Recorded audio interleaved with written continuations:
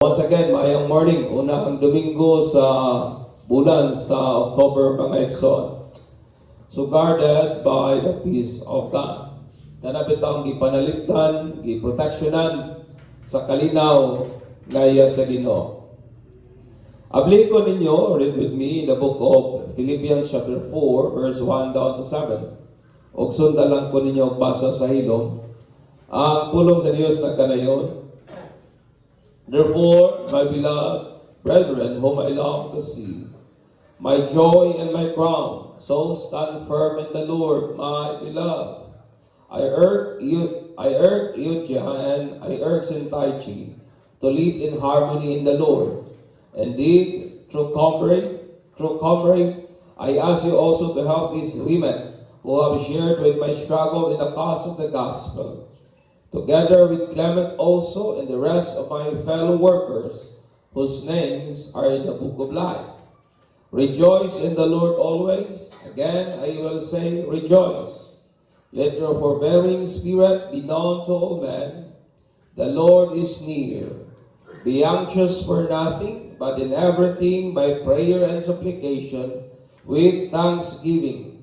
Let the request be made known to God, and the peace of God, which surpasses all comprehension, shall guard your hearts and your mind in Christ Jesus. Ingat pa ni Pablo, o ang kalinaw sa Diyos, nga it goes beyond human wisdom, it goes beyond human understanding, it goes beyond human comprehension, mo'y magapanalipod sa atong kasing-kasing o hunahuna, diha kang Kristo Jesus, mga Ekson. O sa kainawong sa kinabuhi, kung wala'y kalinaw. Inyo ba nagipamalanungan? What would be life in the absence of peace? O sa kay hulagway sa atong pamuyo, o sa kay hulagway sa atong nasod, o sa kay hulagway sa atong komunidad, o sa kay hulagway sa atong pamilya, kung wala'y kalinaw, mga Ekson. O sa Roman nga general nga ginganlag si Publius Flavius Vegetius Renatus. Mingon siya siyang libro nga yang gititulan og Epitome Militaris, nga gitranslate sa English as The Epitomes of Military Matters. Ningon, iya pong pagkaingon, Latin diapon, and I don't know kung sakto ning akong pagka-pronounce. Ingon, Igor Turkey Desiderat Pasem, Preparet Bellum, nga gitranslate sa English nga word which I believe daghan na nato nakadungog nini. Ingon niya, therefore, whoever desire peace, let him prepare for war. Nga kinsa man daw kuno kanato ang nagtinguhag kalinaw na dapat mangandam siya sa gubat, mangandam siya sa gera, mga Ekson. Do kini nga saying gigamit sa military nga term o military nga kagamitan, pero nagdala kanig halalom nga significant, nagdala kanig halalom nga kanabitang importansya sa tuang Kristohanon nga pagtuo, mga Ekson.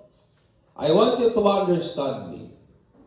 Kaniadto kita mga kalaban gyud kita sa Dios. Amen. Kaniadtong mga panahon nga wa kita kang Jesus, we are an enemy of God. And we are at war against God. Nata sa pakigbisog, nata sa pakigbatok, we are in enmity and we are an enemy of God. Usa ka gera o usa ka pakigbisog nga wa gyud niyo sa nato kayang mudaog og magmadaogon, mga Ekson.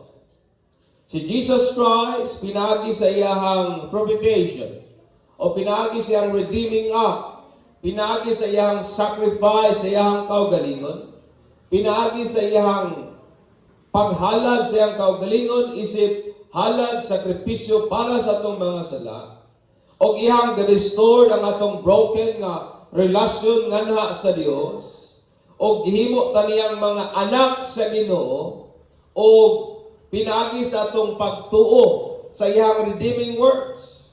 Nahimo kitang mga anak sa Dios, pinagi sa atong pagtuo sa sacrifice nga gibuhat ni Jesus para nato, o sa maong pagi, mga Ekson, si Jesus mo po nahimo natong kalinaw.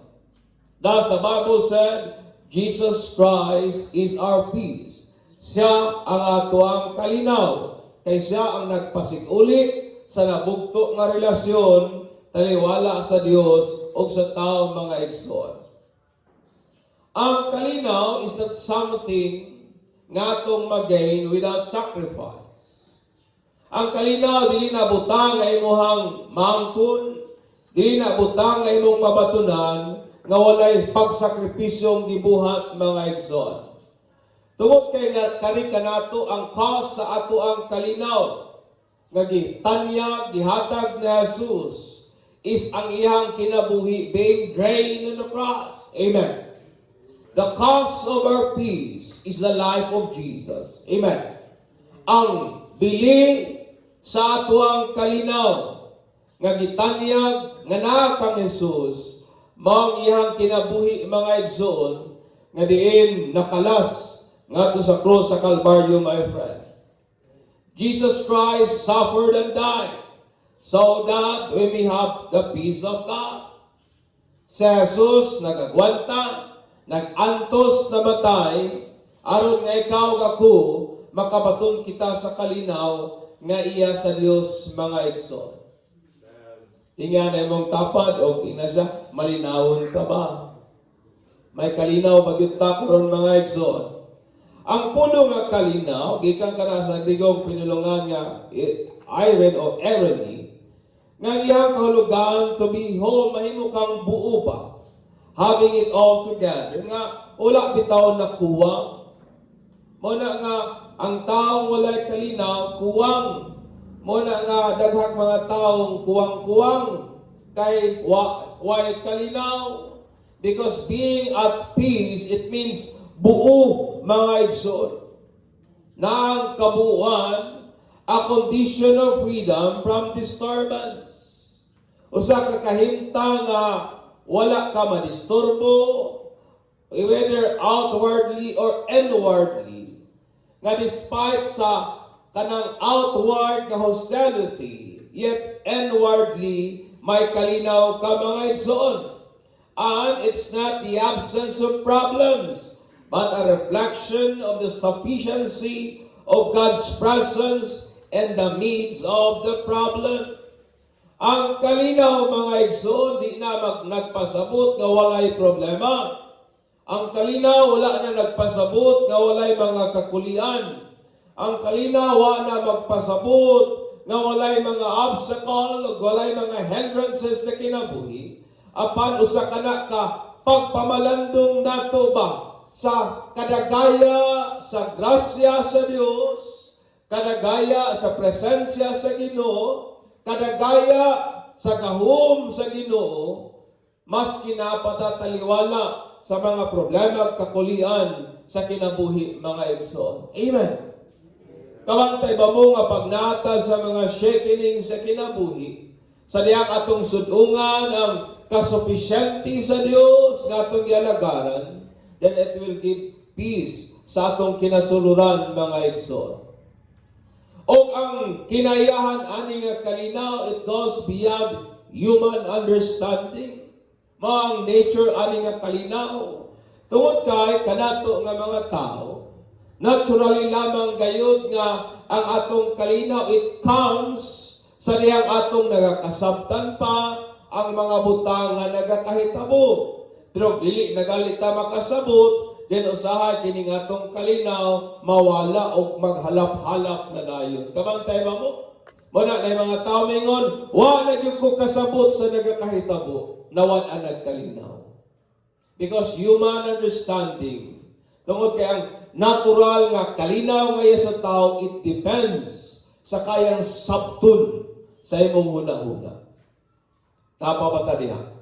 But this kind of peace, ngayon sa Bible, it goes beyond human understanding. It goes beyond human reason.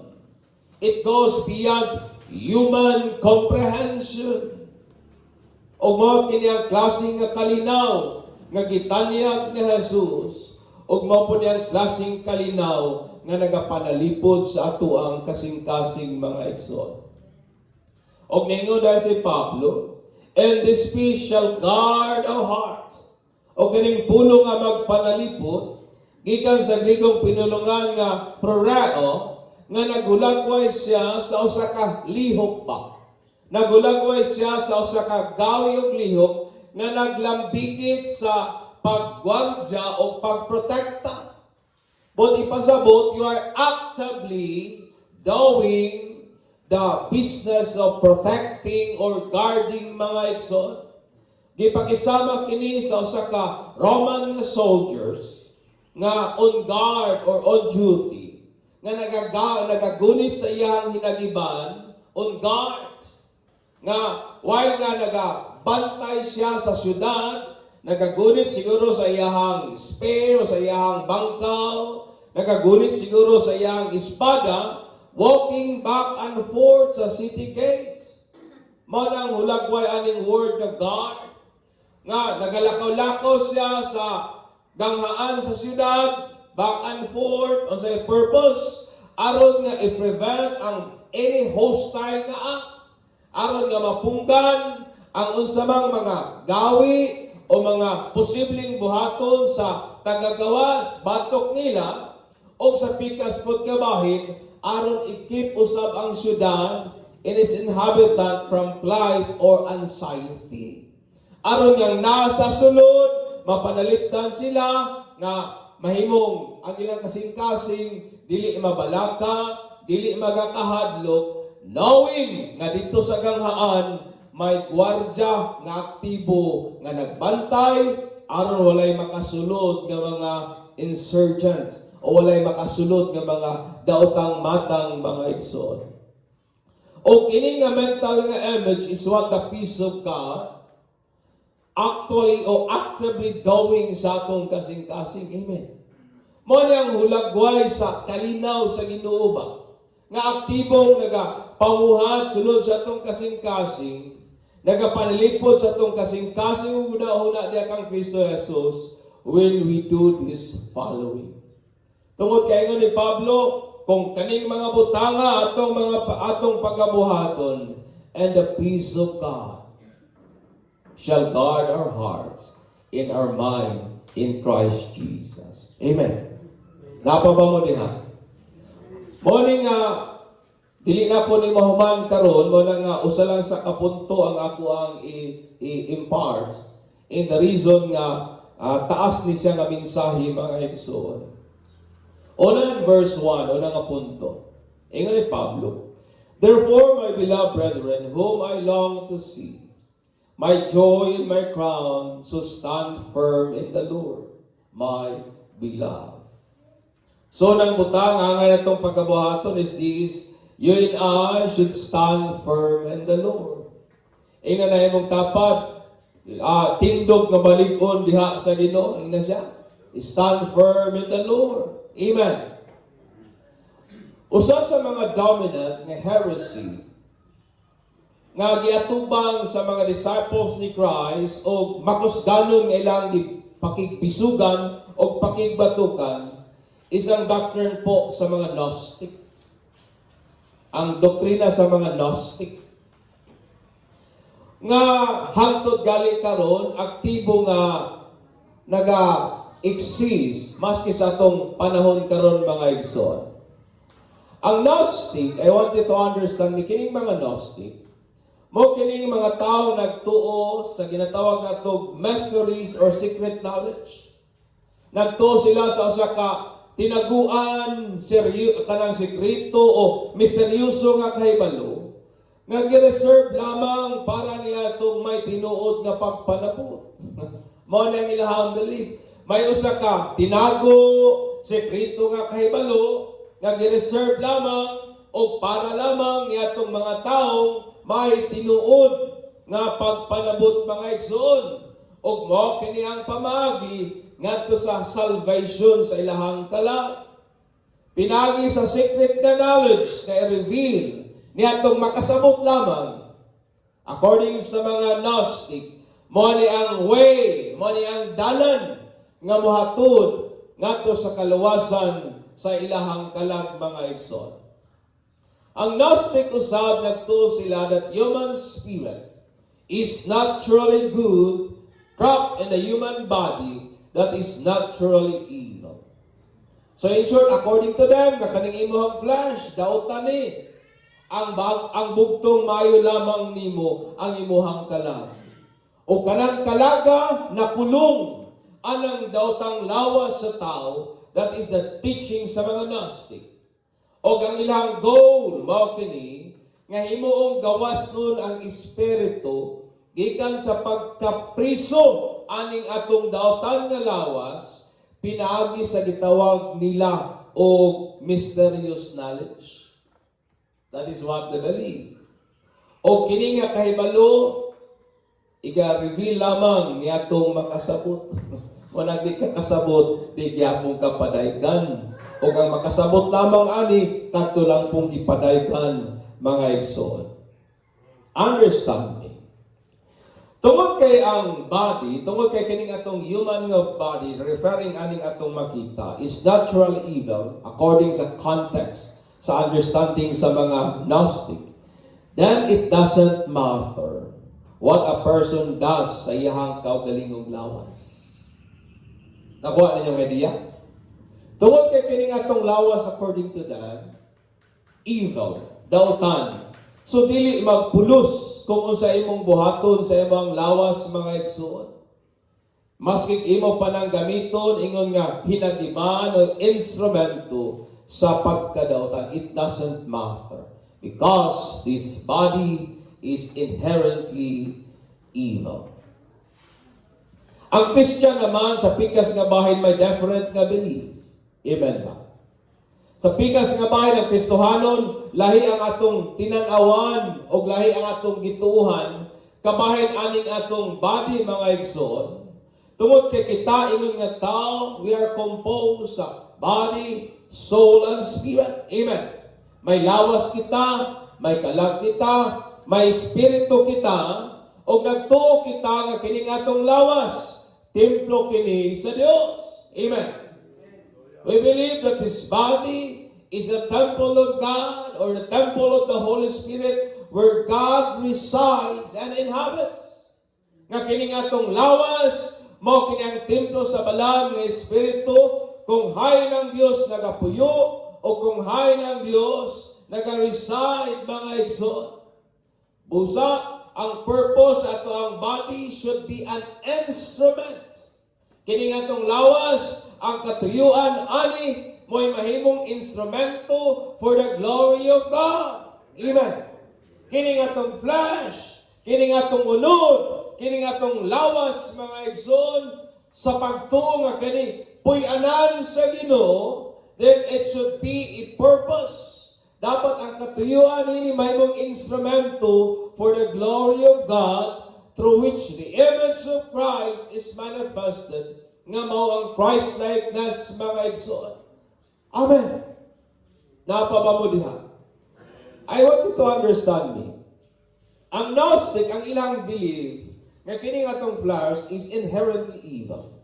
So wala kay mahimo ani. Bisan pag sa imong buhaton dautan na gyud lawasan. Ang imo lamang luwason ang imong kalag mga igsoon. Thus, ang understanding sa mga Gnostic, tungod kay kining lawas na ako evil o dili naman gid maluwas, so wala ko'y paki o sa buhaton nako sa akong flesh. Either gamiton nako as an instrument sa wickedness, gamiton ko mani as an instrument sa dili mga maayong mga butang. It doesn't matter because this flesh is inherently evil. That is your understanding. Pero sa pikas kabahin ni Pablo, no! Kini nga itong lawas, templo ni sa Ginoo, o dapat gamiton nato ni as an instrument para sa kaymayaan sa Ginoo o pinagidya sa atong body, mamanifest o maipadayag nato ang imahe ni Jesus mga igsoon nga mao kining Christ-likeness. Amen. Nga muliwat kita diha kang Kristo Jesus. O makabasa tag daghan nga mga passage sa Bible commanding the believers not to use the members of their body as an instrument for wickedness. Amen. Daghan tag mabasa nga basahe sa Biblia nga nagsugo nato nga mga Kristohanon nga dili nato gamiton ang bahin sa atong lawas sa dautan nga katuyuan. Amen. Understand me, brethren. Satan is cunning and deceptive. Maro, limbungaros, mangingilat. You cannot outsmart Satan. Nayo sa kapastor akong na-istorya sa na, ingon niya nga, ato lagong ilan-ilaron po ning yawa panagsaba. You cannot outsmart Satan. Because siya ang amahan sa baka. He is cunning and deceptive, mga igsoon. Blinded the mind of man through his lies.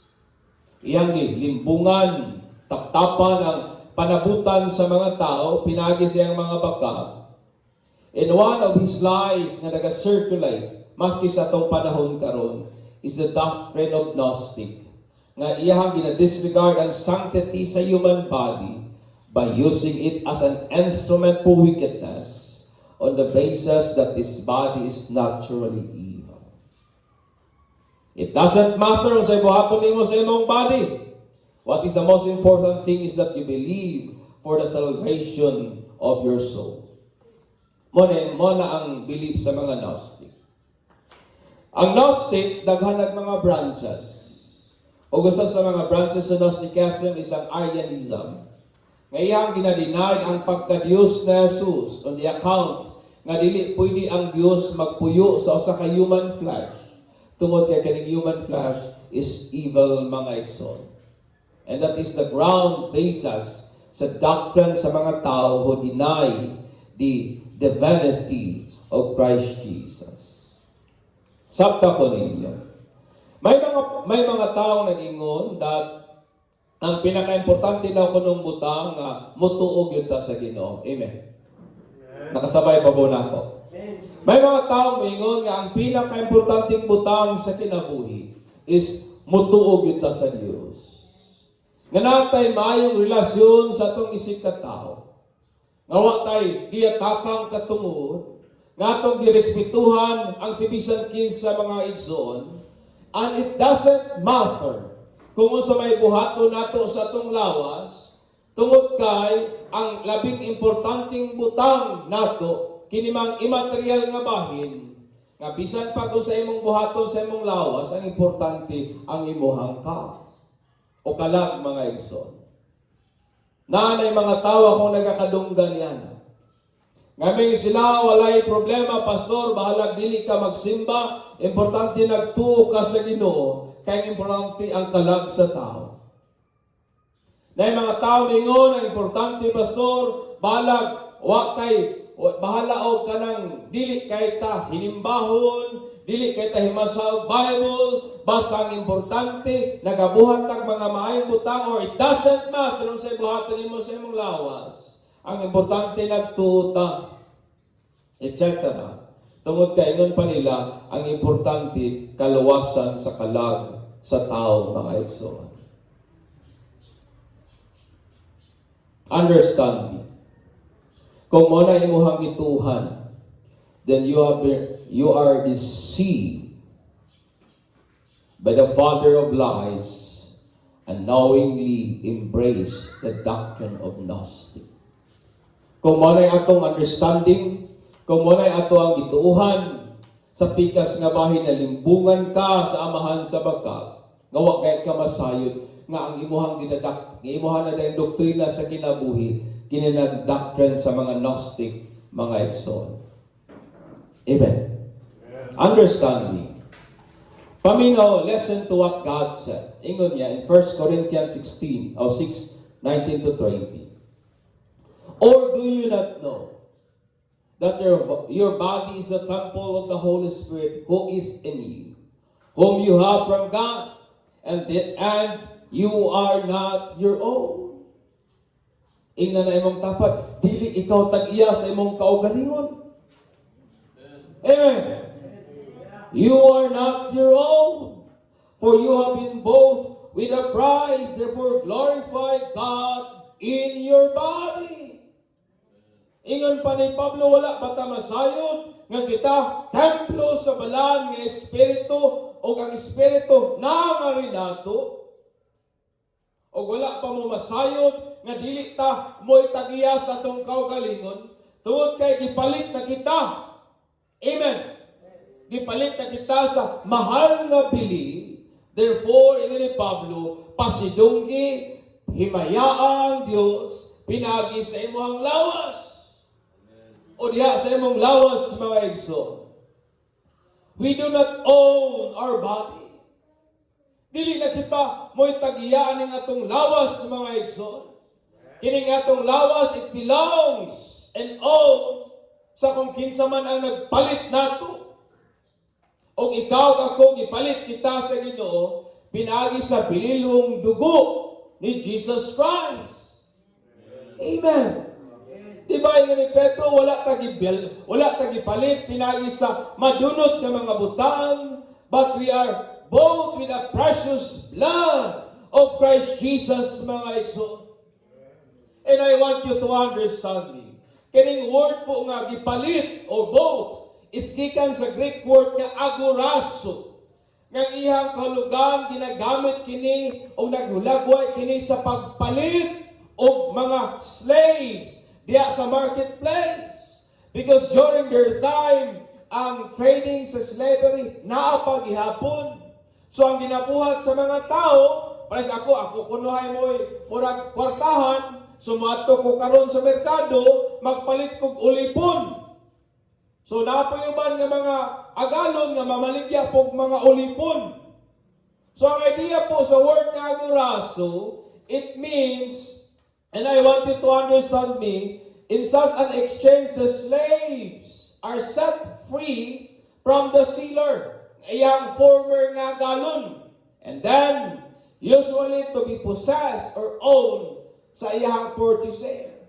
So kung si Jomar ang slave, ako karon ang iyang kanhing nga galon, gibaligya na ko siya, so gipalit po siya karon ni Kuya nga tuto, so unsay nahitabo, si Jomar change ownership lang. Na-change lang ang iyang agalon. Na-change lang ang iyang manager o ang iyang kaning na nag-iya mga igsoon. Na-change ang iyang master, na-change ang na nag-iya niya. And I want you to understand me, that is the idea na ginapresent sa Bible. Nga kaniadto ang nag-iya nato atong kaugalingon. Kaniadto ang nanag-iya nato kining atong kaugalingong tinguhang pangandoy. Kaniadto ang nanag-iya nato kining mga tawhanong desire o mga pangandoy nato that is against the will of God. Pero sa diyang gipalit tata ni Jesus, sa diyang gipalit tata sa Ginoo, pinaagi sa dugo ni Jesus. I want you to understand me, nga dili na ikaw ang tagiya sa imong kaugalingon. You are owned by God. O tungod kay ang Diyos mo na nag-iya nimo, wa na kay katungod sa imong kaugalingon. Amen. Amen. God bought us to the blood of Jesus. We are not anymore our own. Dili na ta mo'y tagiya sa itong kaugalingon. God owned us. And we have no longer rights to do what we want. Aning atong kaugalingong lawas, we are not our own. Dili na kita mo'y tagiya ani. This body, mga igsoon, is owned by Jesus Christ. Amen. Understanding. Anong ningon si Pablo, standing firm in the Lord? Standing firm in the Lord means being constant or remaining steadfast in our faith in the Lord. Mainly, as it manifests in what we do with our bodies, and the peace of God that surpasses human comprehension will guard our heart and mind in Christ Jesus. Amen. O sa ibot ipasabot nga kanidi ang magbaruta nga maligod diha sa Ginoo. Naghisgot kini nga magpabilintang lig-on sa atong pagtunga na sa Dios. Ug kana nga pagtuo atong ginapadayag sa kung unsay atong ginabuhat aning atong lawas. O ang kalinaw sa Ginoo magapanalipod sa atong kasing-kasing ug hunahuna diha kang Kristo Jesus. That is to say, nga kung gusto ta sa kalinaw sa Ginoo manalipod sa atong kasing-kasing ug hunahuna, kinahanglan nga gamito nato ang atong lawas as an instrument of righteousness. Gamitan imuhang tiil to go to church and worship God together with the believers. Unsa man nato pagbaton og kalinaw kung gamito natong instrumento ang atong mga tiil paglakaw sa dapit nga wa dito ang presensya sa Ginoo. Amen. How come nga magbaton ta og malinaw hunahuna kasing-kasing if we use our tongue to malign other people? How come nga magmalinawon kining atong kinabuhi if we use our tongue to backbite people? How come nga magmalinaw ang atong hunahunag kasing-kasing if we use the member of our body sa dili mga righteous nga mga kahimuan? Amen. Napawata diha. Use your tongue to sing praises and thanksgiving to God that flows gikan gid sa atong kasing-kasing. Usahay nato pagbaton og kalinaw nga ang sige gawa sa atong mga bakba, ginagamit man nato atong bakba pagreklamo, pagpagulbol, pagbuhig mga pulong that hurts other people. Amen. Muna nga ni Pablo, standing firm in the Lord, it means you use your body as an instrument for righteousness. Napabata diha mga igsoon. Use your hand to serve other out of love. Use your brain to meditate upon the Word of God, etc. Usaw na to usay pagpatunog kalinaw kung kining atong una-una, sige nato gamiton pagpamalandong sa mga sayop sa ban nga mga tao. Usaw na to pagpatug kalinaw kung kining atong mata, sige lang pamantay og sayop. Usaw na to pagpatunog kalinaw kung kining atong dunggan, sige lang paminaw og mga negatibong taho sa kinabuhi.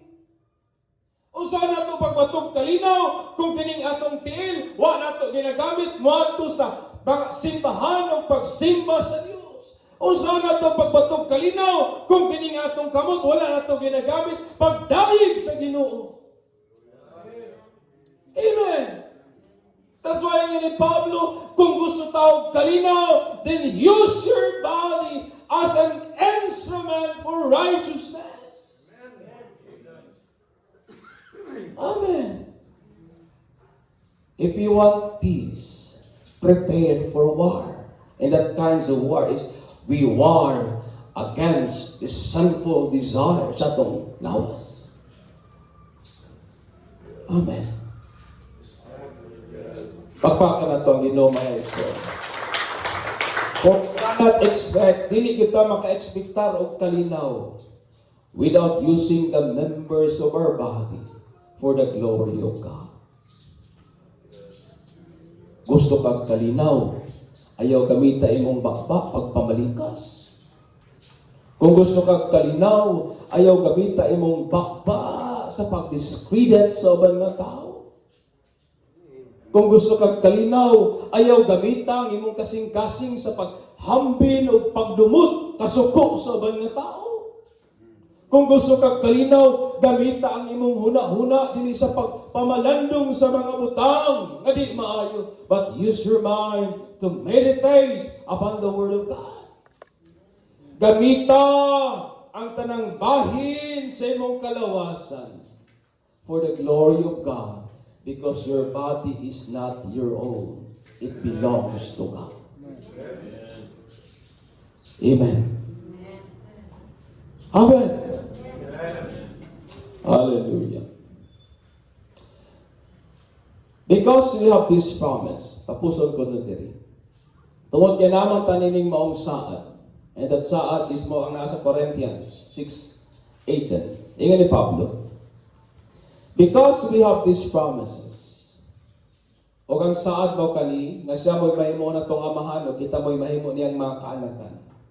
Therefore, let us cleanse ourselves from everything that can defile our body, or spirit.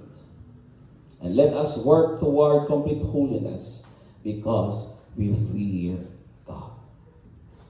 Amen. Amen.